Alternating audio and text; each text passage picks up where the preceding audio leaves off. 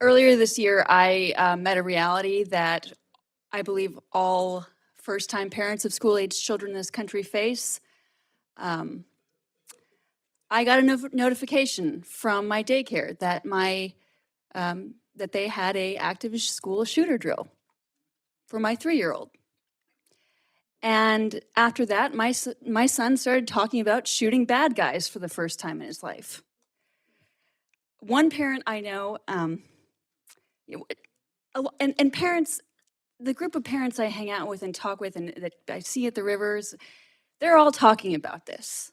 One parent I know told me that after their 14-year-old was required to be involved in a mandatory school shooting, they stopped sleeping at night, they went on anti-anxiety medication, and when parents petitioned the school to be excluded from mandatory school shooter drills, their petition was denied.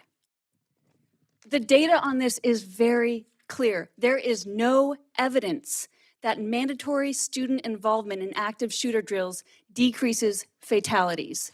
There is a lot of very clear evidence that these are profoundly psychologically traumatizing exercises. The American Association of Pediatricians does not support mandatory student participation in active shooter drills. Every Town for Gun Safety does not support mandatory student participation in active shooter drills. Moms Demand Action do not support mandatory school shooter participation. The NEA, the AFT do not support this exercise in security theater. The Department of Education came out with a report this year. They state that failure to allow parents to opt their children out when they have a documented case of anxiety disorder is likely a violation of the ADA.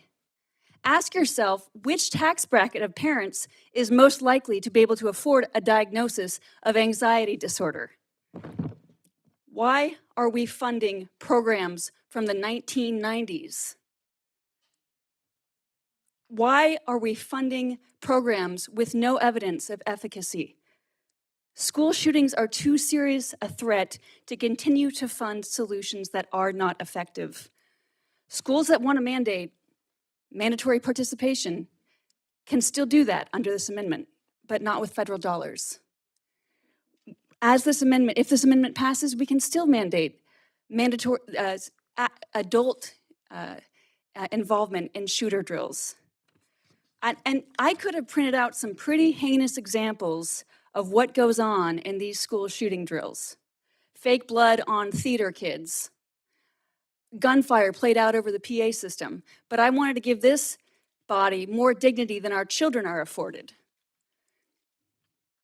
My amendment would simply prohibit schools from using funding to conduct student-involved active shooter drills without first allowing parents the opportunity to exclude their children.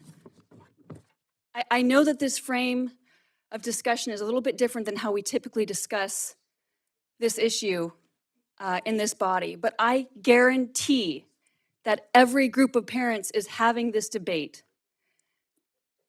If you're skeptical of Everytown or NEA or AFT or the American Association of Pediatricians, that's fine. But I'm asking you to affirm the rights of parents to decline that their children are used as props in a psychologically traumatizing security theater. Do not burden the failure of adult society on the shoulders of children. I humbly ask that this committee support my amendment, and I yield back.